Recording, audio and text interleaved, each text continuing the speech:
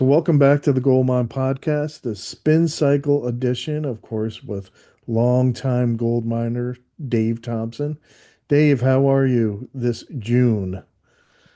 I'm good. The heat dome has finally broken. Is that what it's called? The heat dome? According to whichever app seems to be on my phone, yes, it was a heat dome. And it was what, 3 days of 100 or so degrees. Yes, And yes. then last night we got this most amazing thunderstorm, and today it looks like November. Well, it gave you plenty of time to spin some vinyl, right? Or play some CDs. So maybe you have some recommendations for us of some newer releases that are out there that crossed your path. Ah, vinyl. I was playing 8 tracks actually. Really? Well, tell us Yes. more. A friend found a old Pioneer 8-track recorder in a thrift store and donated it. So I dragged out all my tapes and had a fabulous time. Give us some examples, man. What'd you play? Um, God, what did I play? I played Meatloaf. I played David Bowie, surprisingly, but it was Young Americans, which I don't like. Um, God, what else did I play? Nico, Bob Marley, Roxy Music. Yeah, you the usual stuff. One of my first eight tracks was Led Zeppelin 2, and Ramble On was part one and part two. Yeah, because it did ramble on, didn't it? Good one. Ah, yeah, So, I love 8 tracks for that reason. well, I Long got song. so used to it that when I finally bought the vinyl record, I was like, what the hell? This is one song? I thought it was part one and two. Where's the fade out and fade in? So I it's kind of think weird. it was Neil. It was one of the Neil Young albums. It might have been.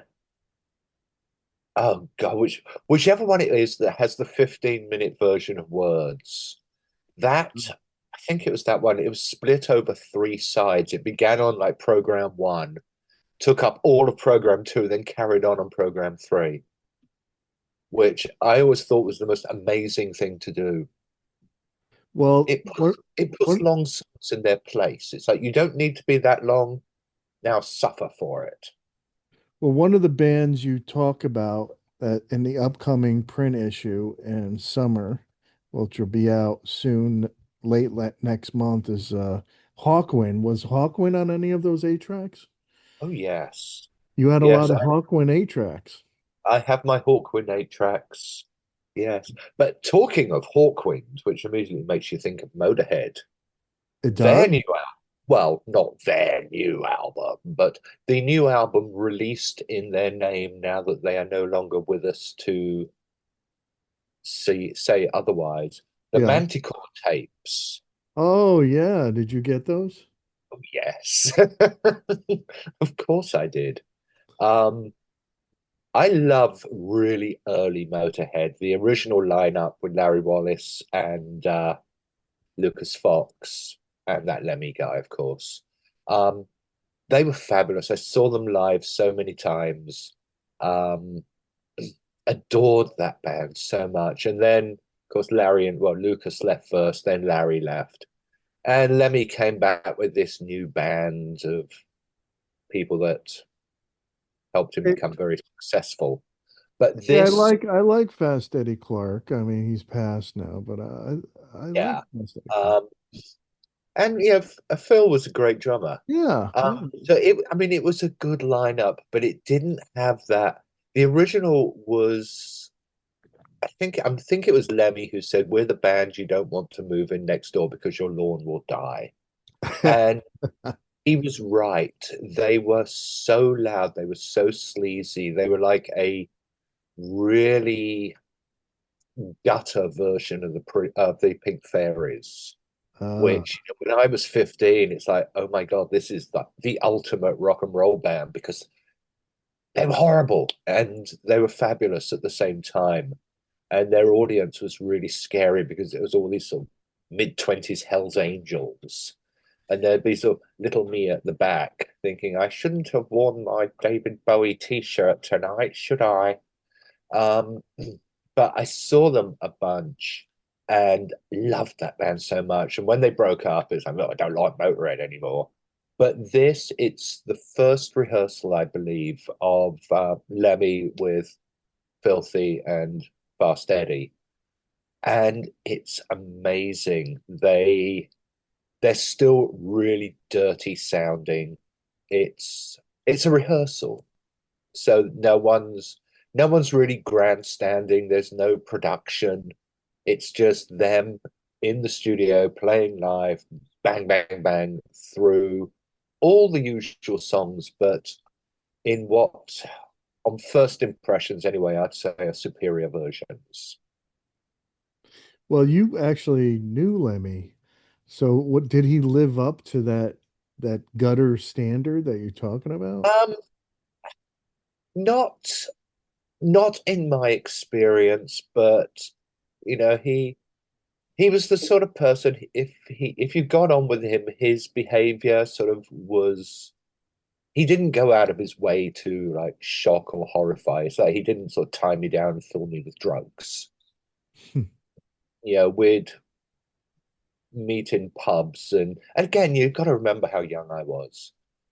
So I was a fan whose name he knew and who he ran into on a fairly regular basis. And I hadn't seen him. I haven't seen him. Well, I won't now, but the last time I saw him was like 1981 or two at a bunch of girls' school gigs. Ah. So, I mean, that's how long ago it was. And, there I was like 4 years old, maybe five. And hello, Mr. Lemmy, in my in my little sort of little voice with my sweater pulled up, my nose just visible over the collar. Um, no, he was great. We talked about music. I mean, obviously that's really all I wanted to talk about, and TV and films and things. And he was great.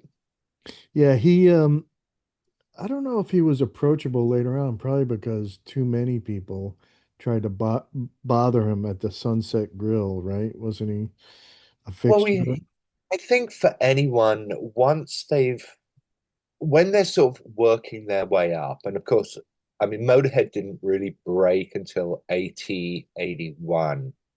And I knew him before, really knew him before that. So, he was just a working musician who played a lot of very grotty clubs around the UK. And the audience really treated him as just, he was just like one of the audience who happened to have a bass guitar and long hair and a very loud voice. Afterwards, I think self-defense alone would make you be a Hmm. little more selective and a little maybe harsher on people who approach you because when you're on the way up it's just it's a fan. When you've made it, is it a fan or is it somebody who wants something or is it somebody who is just hanging around because I'm famous? Hmm. um, I mean, I would certainly, if I'd ever become famous, I would not talk to anybody. It seems like well, celebrities or popular musicians like it more when you talk about something else besides music when they've made it, right? When they've made Yeah. it. And Um, I mean, even before they have, talk about something other than their music, because it was right. it was the punk period. So you'd run into him, say, at an adverts gig, and you talk about the adverts. I mean, think about it. How it is kind of weird, right? People coming up to you, oh, you're great. I love you. I love your stuff. It is kind of like you appreciate it, but after a while, I'm sure it's like, I don't know. It's got to be a strange experience, right? I mean, I must admit, whenever people, I mean, every so often I've run into people who know who I am, and it's like, oh, Dave, yeah, I love your books. I've got them all, and it's like, yeah, I don't know what to say. Thank you. Are you sure you have them all? There's some I haven't told you about. Well, Um, you haven't. had a stalker like some of these. I mean, there are fans that just, well, stalker I is a have harsh had a couple. word, but I have had a couple of stalkers, which is really, ridiculous. I mean, lucky it's like you. it's absurd, but yeah, there's been a few people who it seemed like every time I was out, I'd run into them, and they'd just be sort of hanging around and asking me really sort of I just strange questions about, yeah, when you were writing this book, did you? And it's like, no, I just wrote it. Right, right. And you wrote the Bible on, speaking of Hawkwind, you wrote a fantastic Hawkwind book, which you should plug right now. This is your opportunity.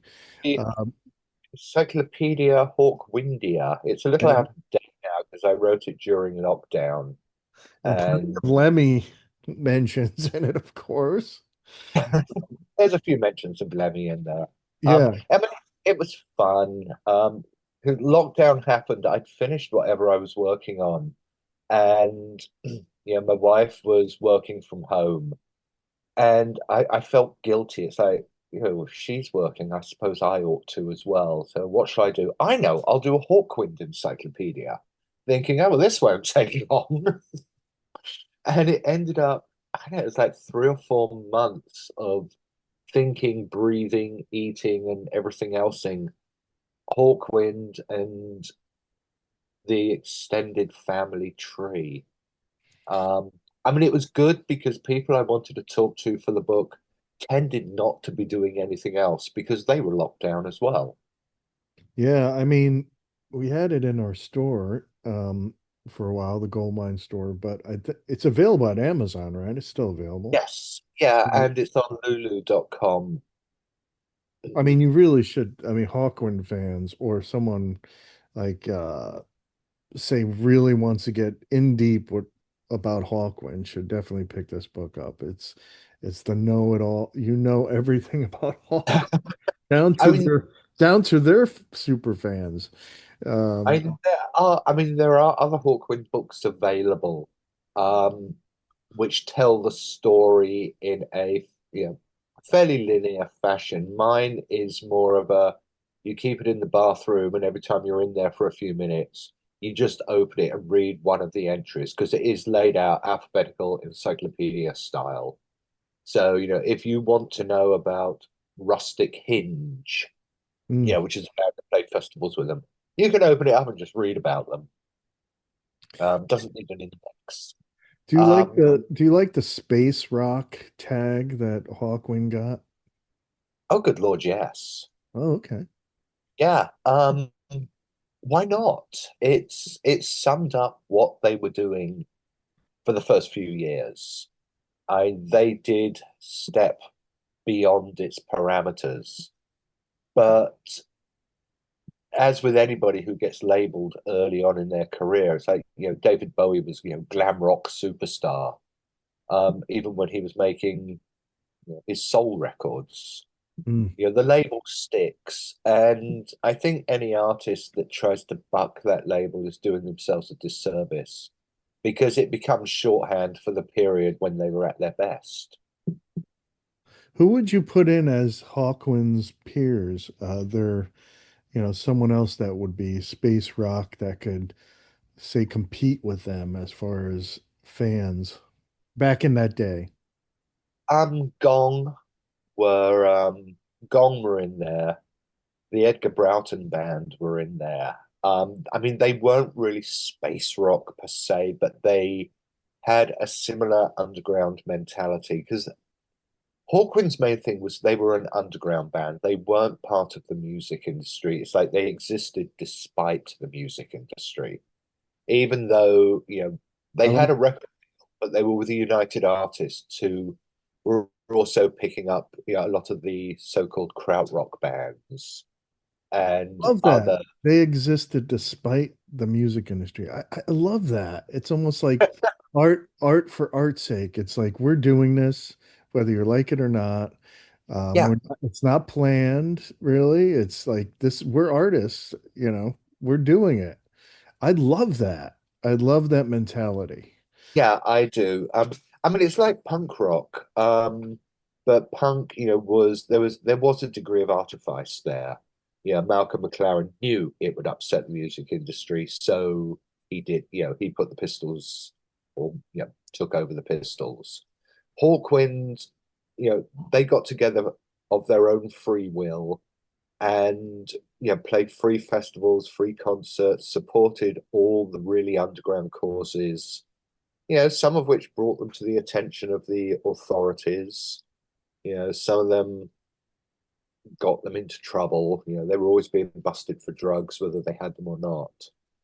And for a band to exist on that kind of level with that kind of unwarranted attention, not from the industry, but from the police, it was quite remarkable thing to watch. And even after they had the big hit Silver Machine, which was summer '72, they kept that aura around them for a while longer. The opening night of the Space Ritual tour, the local police actually turned up with dogs to search everybody and all their equipment for drugs, Hmm. which could have been quite tricky. But Hawkwind had a couple of guys who played the electronics, so they started sort of just experimenting with sounds, saying, oh, we're sound checking, and they drove the dogs wild with like subsonics and things. The dogs lost interest in hunting for drugs, and I think the police went away empty-handed. Well, you And did a that's how you do it. well, you Not did that a I'm nice encouraging anybody to do it.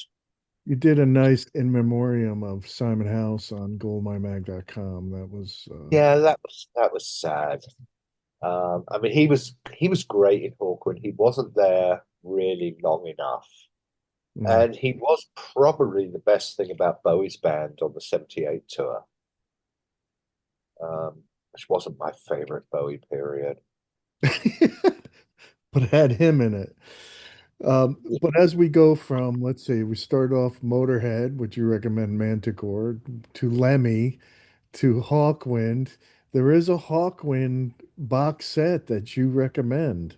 Maybe you could talk about Um, Hall of the Mountain Grill, it was their 1974 album. And to be honest, it took me a long time to really get into it because there was a shift away from what they'd been doing earlier. Now I like it a lot. But this is special because aside from the album in the original 1974 mix, the 2025 remix, blah blah blah, all that gubbins. There's three live shows, two of which have never been out before, and one of which was recorded for release, but they junked it because it wasn't up to standard. So that's finally coming out, and it's one of those things that's sort of semi-legendary. We've heard bits of it on different releases, but this is the first time it's coming out. So that alone, I think, makes the box set important. hmm. And then there was a live album from their 1974 US tour that came out, probably about 20 years ago, maybe more. And that's in there along with the show from the following night. Hmm. So that's fun. Well, talk about the pun on Hall of the Mountain King and the Grill. Well, it's called Hall of the Mountain Grill because that was actually their favorite cafe in the area where they lived, and it was basically what we would in England would call a greasy spoon. It was sort of a working men's cafe. Um, You they mean like didn't. like an American like American food? Hamburgers and hot dogs? No, it was more killer fry up, sausage, beans, egg and chips, fried tomato, Oh, fried bread, tomato ketchup, tea that you could stand your spoon up in. Um, I actually like that stuff. I've been to oh, London. so do I. Yeah. Every time I went back to London, um, before the place gentrified too much, first thing I do when I got off the plane would be to go to a cafe like that Hmm. and have like this monster fry up. There's nothing that kills jet lag better than a massive Or a hangover, right? Yeah, I know. or a hangover. Or your I or you don't know. or your arteries. Well, yeah, but yeah, you worry about that later. Oh, Exactly. me arteries. So yeah, they named it after their favorite cafe, which I thought was a wonderful thing to do. What did the cafe think about that? They were probably thrilled. I'm sure they were. I don't, did anyone ever ask them? I don't know, but I mean, think of all the Hawkwind fans who would then go down there to eat in the hope of meeting their idols. And does it still exist? I wouldn't know. Hmm. Probably not. Nothing else does from that time. Well, There is a question for the encyclopedia. yes. You If say I that ever begrudgingly. if I ever update it, he said, knowing he will, I will be sure to put that in. We can run an updated version, glossary perhaps, on goldminemag.com if you want. It can mention everything we've explained here. But But you I'm thrilled that this box is coming out. And Cherry Red are doing a fantastic job with the Hawkwind catalog. I tell you, Cherry Red should really love Goldmine. We really uh, praised a lot of their product. Um, the Cherry Red and all their affiliates. They put out quality stuff. They do put out very quality stuff. Right. But I never really see the stuff in my local record store or stores. Well, speaking, yeah, I guess it's because they're What? UK releases, and who knows what their US distribution is like. You can get it I've on got a Amazon. friend. I have a friend in Seattle who said he can usually find it in a couple of stores there. Well, that's good.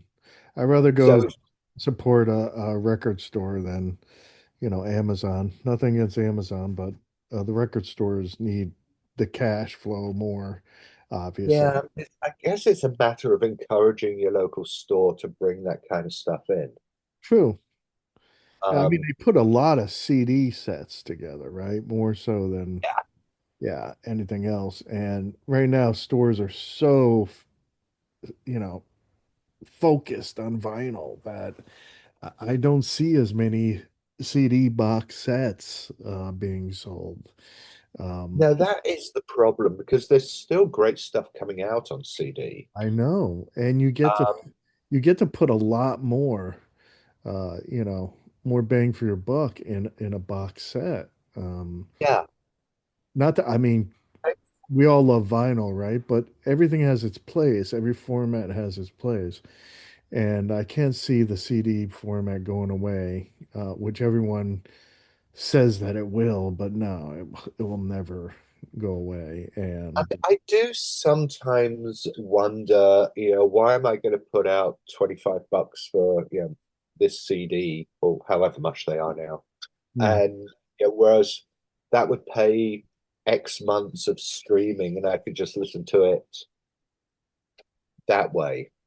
hmm. But there is, I mean, there is something about having physical. There Yeah, is, there, it confronts you, right? It reminds you to, yeah, it's like, listen to me. Where streaming or even with the MP3 stuff, it's kind of like you're not reminded. It's just like in the ether, and you need something so much information is going through our brain nowadays. You need something that's going to remind you. So, I'll look over in my record collection and spot something. Oh, yeah, I'll listen to that now. yeah. It confronts you, right? Whereas you know, I might not think of putting on, you know, one of the gazillion records that Neil Young just put out if it didn't confront me, No, exactly. I mean, it's like television, though, isn't it? In the old days when you had TV Guide and it listed your X TV channels, guide. just look and okay, that's what I'll watch. And now, everything is on a different channel. You know, that's And the third time TV Guide reference has come up in the last week. I was just proofing an article on Alice Cooper, and Glenn Buxton used to collect TV Guide. And Dennis Dunaway said he would have a hard time visiting him and tripping over his TV Guide collection. And I just think, for him, wow, that's I don't I could see that people collecting TV Guide, but Glenn yeah, Buxton, ever think he would be a TV Guide collector, good for Um, him. yeah, he's no longer with us, obviously, but No, he's in TV Guide heaven. I mean, he's yeah. TV Guides, man. Did you know anyone that collected stuff like that? It's just, Oh, I mean, I've written about a lot of collectibles over the years, and I run into some really bizarre things. I knew somebody who collected airline sickness bags. what? Yeah, every time he flew or a friend flew, he'd get the air sick bag. Did they differentiate? I mean, did they have the name of the airlines on the bag or Yeah. something? Oh yeah. Um, Or did this I guy was just have a problem with throwing up a lot? no, he just thought it was a great thing to collect. I was editing a magazine called Printed Matters, which this is back in the UK in the 80s, which was focused on like printed ephemera. So everything from bubblegum cards to bubblegum wrappers. And I got him to write an article about his airsick bags collection. And actually, here's a point of interest that will bring us spinning back to rock and roll. Um, it was Hunter Davis who Hmm. collected them, who of course wrote the first Beatles biography or the first authorized Beatles biography. The problem with collecting that stuff, and I know I've run into a lot of people who collect gold mines, but especially if it was newsprint, it gets this musty smell, and a lot of people don't bag plastic bag copies. So after No, a while, it stinks, yeah, it's just and you know, it's too bad because I don't think that those plastic seals were back in the 70s for people to seal up a newspaper. See, were they? I no, don't. no, it was sellotape. I remember buying old magazines in the 70s and they'd come in a bag with sellotape on it, and you try to Okay. keep the tape on it. But inevitably, when you put the magazine back, the tape would catch on the paper and rip it. I remember that very well. Well, we get a lot of people saying, "Hey, I'm gonna throw out or give away to Goodwill my gold mine collection that I've had for 30 years. Do you want it?" And of course, no one knows that we actually have all that stuff. I don't know if you were aware of this, but the publisher was binding copies from the printer into this encyclopedia type. Oh, So we have all of those. And so, I have to, of course, make a journey to our warehouse facility to get those, but yeah, but they're there. we do have every gold mine, which, unfortunately, it's not digitized, but we do have it in print form. And usually I have to tell these people, sorry, you're gonna have to throw those out, or give them the Goodwill, or give them to a record show. If you go to record shows, they're constantly there, and you see gold mines. Yeah. But anyway, we we got off the subject. So there are two things before we wrap it up, the spin cycle that you recommend for people, and that's the Manticore, Motorhead. Okay. The other one would be the Robin Trower for Earth Below Oh, I've been reissue. hearing a lot of stuff Oh about my God, I played it this morning. It's not my favorite. The first three Trower albums I love, but this is like the least of the three in my mind. it. Yeah. But I was listening to it this morning and it's phenomenal. Hmm. It sounds so good. Um, the songs were better than I remembered. As I Huh. said, I don't play it very often. The live show is tremendous. It's from the Shrine, LA, and there was something about that venue. Every live recording I've heard from the Shrine has been like one of the best by the band. Hmm. So Rhino are reissuing, or on the Rhino Now Knows Down box set, the live show is from the Shrine, and it sounds fantastic. Wow. So So we went from Manticore to Hawkwind to Trower. yeah, just shows what a headbanger I am. Yes, when I think of headbanger, I definitely think of you. Oh, a friend.